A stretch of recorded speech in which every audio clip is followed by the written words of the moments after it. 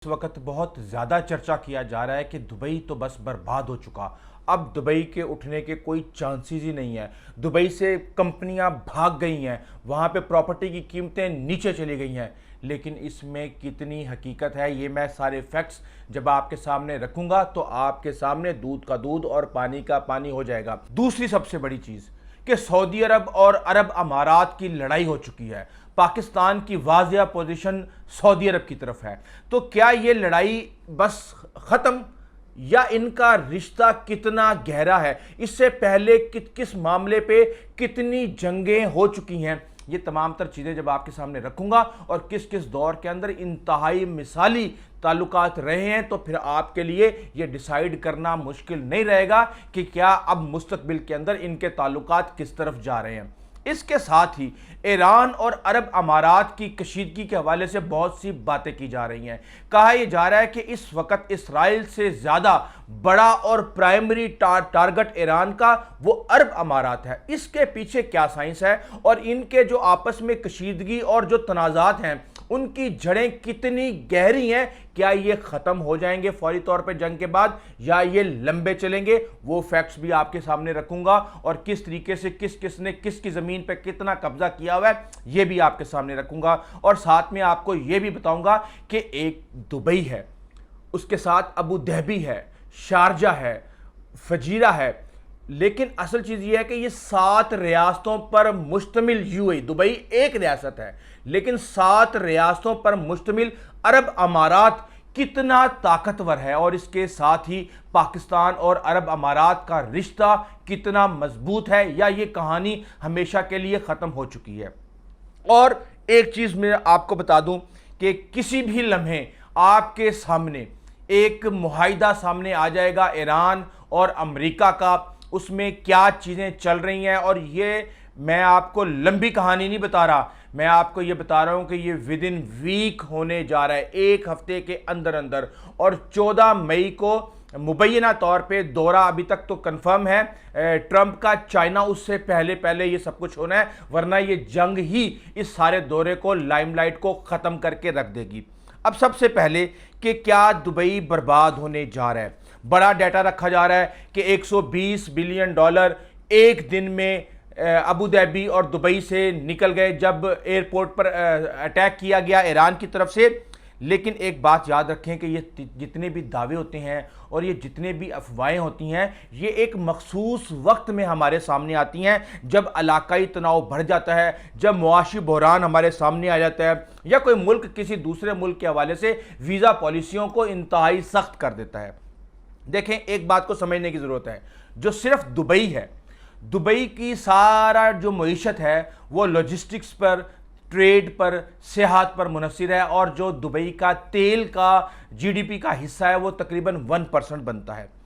अब साथ में एक बड़ा इलाकाई ख़तरा जो है वो सऊदी अरब विजन 2030 के सूरत में सामने आ चुका है और दुबई ये समझता है कि उसके हमसाए में ही एक ऐसा शहर बसने जा रहा है जो कि उसकी जो मार्केट है उसको कम कर सकता है। उसके पीछे क्या हकीकत है ये भी मैं आपको बताता हूँ, और जो जंग है वो कैसे गैर यकीनी सूरत पैदा कर रही है। सरमायाकार भाग रहे हैं, क्या इससे पहले भी दुबई से सरमायाकार भागे थे या वो वापस आ गए थे?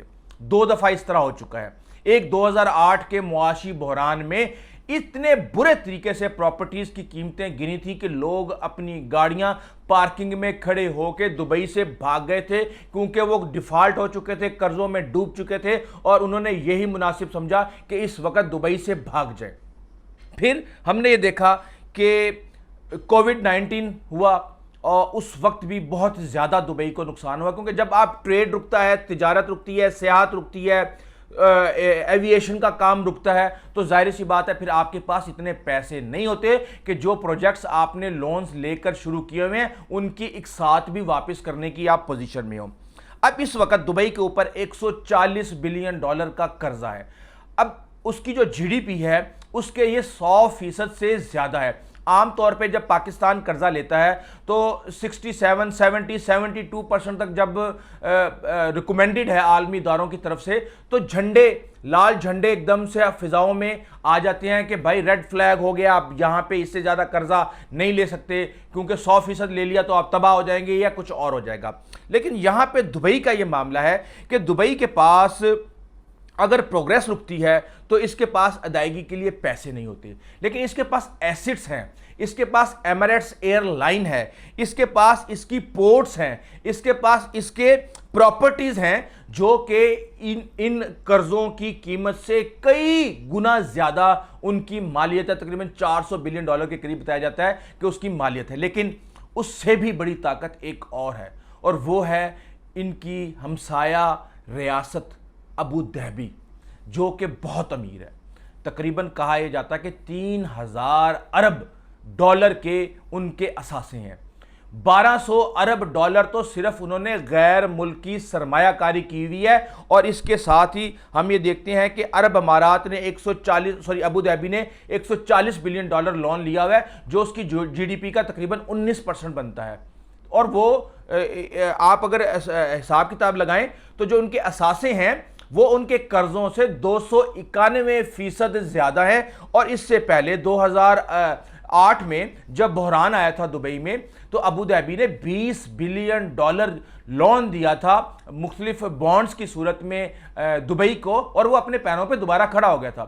ظاہر سی بات ہے دبئی کے معاملات جو ہیں ان کے ریاستوں کی خود مختاری تو ہے، لیکن دفاع، معیشت اور خارجہ پالیسی یہ ریاست چلاتی ہے، اور ظاہر سی بات ہے ابو ظہبی کا اپنا سروائیول اس کے اندر ہے تو وہ ہمیشہ ہی اس کو ریسکیو کرنے کے لیے تیار رہتا ہے۔ تو اب آپ کو بڑے آرام سے یہ پتہ چل گیا ہوگا کہ دبئی برباد ہوگا یا نہیں ہوگا اور اس کے پیچھے کتنی سٹرونگ پوزیشن ہے۔ اور بحیثیت پاکستانی میں آپ کو بتاؤں کہ ہمیں احسان فراموشی کا مظاہرہ بالکل نہیں کرنا چاہیے۔ عرب امارات ہماری برادرانہ سٹیٹ ہے، اور اس کے ساتھ ہی $7 بلین سالانہ میرا بھائی، آپ کا بھائی، اس کا بھتیجا، اس کا بھانجا، اس کا فلاں، اس کا ڈمکا، اتنے ہمارے قریبی دوست جو ہیں وہاں پہ اپنا روزگار کما رہے ہیں۔ اس طرح کی احسان فراموشی کہ جب تک وہ آپ کو سپورٹ کرتے رہیں اس وقت تک ٹھیک، ہمارے دفاعی معاہدے ہو رہے ہیں، ہمارا فلاں ہو رہا ہے، ہمارے اسٹریٹجک معاہدے ہو رہے ہیں، اور جیسے ہی کچھ چیزیں تھوڑی سی سخت ہوں تو ہم فوری طور پہ اپنی آنکھیں ماتھے پہ رکھ کے اور زہر اگلنا شروع کر دیں۔ اب اگلا سوال کہ سعودی عرب اور عرب امارات کے تعلقات کتنے کشیدہ ہیں۔ ایک بات کو آپ یاد رکھیے گا، کہنے والے یہ کہتے ہیں کہ سعودی عرب اور عرب امارات کی لڑائی کو آپ دو بھائیوں کی رقابت سے تشبیہ دے سکتے ہیں، اور اس وقت معاشی طور پہ، سیاسی طور پہ اور علاقائی مفادات اور بالادستی کے لیے اس وقت کہا جا رہا ہے کہ ان دونوں کے درمیان جنگ ہو رہی ہے۔ ایک بڑا بھائی تھا، ایک چھوٹا بھائی تھا، چھوٹا کہتا ہے نہیں میں بھی بھائی اپنے مقابلے میں تمہارے سے زیادہ کام کروں گا، اب ہمارے پاس دبئی تھا، تم نے ویژن 2030 ریاض شروع کر دیا تو اب یہ تو معاملے ٹھیک نہیں ہیں، تو تیل تم 8 ملین بیرل بیچ رہے ہو، ہم 3 ملین بیرل بیچ رہے ہیں، ہم تو 5 بھی بیچ سکتے ہیں۔ تو یہ اس طرح کی جو چھوٹی چھوٹی لڑائیاں ہیں یہ وقت ان کو سکھا دے گا اور ان کو بتا دے گا کہ بھائی آپ کا سروائیول اکٹھے رہنے میں ہے، اور مغرب کی جلگار جب آئے گی تو وہ دوست اور دشمن نہیں دیکھے گا، ہم یہ بڑے عرصے سے دیکھتے آ رہے ہیں۔ اب ہم یہاں پہ دیکھتے ہیں کہ بہت سی چیزیں چل رہی ہیں۔ پہلے بہت سپورٹ کیا گیا، یمن کی جنگ میں عرب امارات نے اپنی فوجیں بھیجی، قطر کا بائیکاٹ کیا، عرب امارات سعودی عرب کے ساتھ کندھے سے کندھا ملا کے کھڑا ہوا، اور پھر آج قطر سعودی عرب کے ساتھ کندھے سے کندھا ملا کے کھڑا ہوا۔ یہ آپ کو میں سمجھا رہا ہوں کہ چیزیں اس طرح چلتی ہیں۔ اور اس کے بعد جب عرب سپرنگ آئی تو ان کی ساروں کی بادشاہتیں تھیں، اور انہوں نے اس کے خلاف مل کے حکمت عملی بنائی اور بڑا سٹرونگ اس کے خلاف رسپانس دیا۔ اب ان کے حکمرانوں کے درمیان آپس میں بہت قریبی روابط بھی ہیں، اور یہ ایک ملاقات جو ہے یہ سارے مسئلے سارٹ آؤٹ کر سکتی ہے۔ اب آپ کو میں ماضی میں لے کے جاتا ہوں۔ البریمی نخلستان، یہ پوری پٹی ہے عرب ابو ظہبی کے نیچے اور سعودی عرب کے اوپر مشرق کی طرف، پوری پٹی عمان کے بارڈر سے لے کے سمندر تک یہ جاتی ہے، اور اس کے اوپر بڑا مسئلہ تھا۔ ایک وقت آیا کہ سعودی عرب نے اس کے اوپر قبضہ کر لیا، پھر ٹروشل عمان سکاؤٹ سے جتنی بھی ریاستیں تھیں یہ انگریز دور کے اندر ٹروشل اسٹیٹس کے نام سے بھی جانی جاتی تھیں، ان کے ساتھ ان کی لڑائی ہوئی، سعودی عرب پیچھے ہٹ گیا۔ پھر 1971 میں جب ابو ظہبی کے حکمران شیخ زید بن سلطان ال نہیان نے پورا ایک ریاست بنائی، پاکستان نے فوری طور پہ اس کو تسلیم کر لیا، لیکن سعودی عرب نے اس کو تسلیم کرنے سے انکار کر دیا۔ اس نے 1974 میں اس کو تسلیم کیا، اور اس وقت تسلیم کیا کہ جب پوری زمینی پٹی اس کو دی گئی۔ عرب امارات آج بھی یہ کہتا ہے کہ وہ مجبوری کا سودا تھا اور ہم یہ بالکل بھی نہیں چاہتے تھے، لیکن اس سب کے باوجود معاہدہ جدہ ہوا 1974 میں اور یہ چیزیں طے ہو گئی۔ اور پھر 2011 میں ہم یہ دیکھتے ہیں کہ محمد بن زید اور شاہ سلمان اور ان کے بیٹے محمد بن سلمان کے دور میں یہ تعلقات بہت اچھے چلے گئے۔ اس میں یہ سارا قطر کا معاملہ، یمن کا معاملہ اور یہ ریجنل پولیٹکس سارے مل کے یہ آپس میں کر رہے تھے، لیکن اب اس کے بعد اب ویژن 2030 شروع ہوا جو کہ بڑا کمپیٹیٹر ہے۔ اب جہاں پہ $1200 بلین کی انویسٹمنٹ عرب امارات کی ہے یا ابو ظہبی کی ہے، تو وہیں پہ سعودی عرب کی بھی بہت بڑی انویسٹمنٹ ہے، بڑی بڑی کمپنیاں ریاض آنے کے لیے تیار ہیں۔ تو یہاں پہ اب ایک طرف یہ معاملہ شروع ہو گیا دبئی کے ساتھ کمپٹیشن، دوسری طرف ابو ظہبی کے ساتھ تیل کا معاملہ شروع ہو گیا کہ بھئی آپ کی پروڈکشن زیادہ، ہماری کم، ہم اوپیک سے نکل رہے ہیں، ڈیٹس فائن۔ اور یہ آج سے نہیں، یہ 2000 سے معاملہ چل رہا تھا، یہ اب جا کے یہ ایک ریزن ملی ہے اور اس میں وہ الگ ہو گئے ہیں۔ اور اس کے ساتھ ہی ہم یہ دیکھ رہے ہیں اب کہ یمن کے اندر آپ پہلے ایک ساتھ تھے، پھر آپ مخالف ہو گئے، ادھر صومالیہ کے اندر، سوڈان کے اندر۔ تو سعودی عرب یہ سمجھتا ہے کہ بھائی آپ بحیرہ احمر ریڈ سی والی سائڈ پہ آ کے افریقی ممالک کے ساتھ پروکسیز کو سپورٹ کر رہے ہیں اور آپ ہماری علاقائی سالمیت کے ساتھ کھیل رہے ہیں، یمن ہمارا ہمسایہ ہے۔ جبکہ عرب امارات یہ کہتا ہے کہ میں میرا ٹریڈ سی پورٹس وغیرہ کے اوپر سارا کا سارا انحصار ہے، میں اپنے سمندری راستوں کو محفوظ بنا رہا ہوں۔ یہاں پہ یہ مشکلات آپس میں سٹارٹ ہوتی ہیں، اور میں یہ سمجھتا ہوں کہ یہ معاملہ بھی انشاءاللہ جلد صحیح ہو جائے گا، کیونکہ اکٹھے رہنے میں ہی ان سب کی بقا ہے۔ اب اگلا سوال یہ آتا ہے کہ ایران اور عرب امارات کے اتنے تعلقات کیوں خراب ہیں؟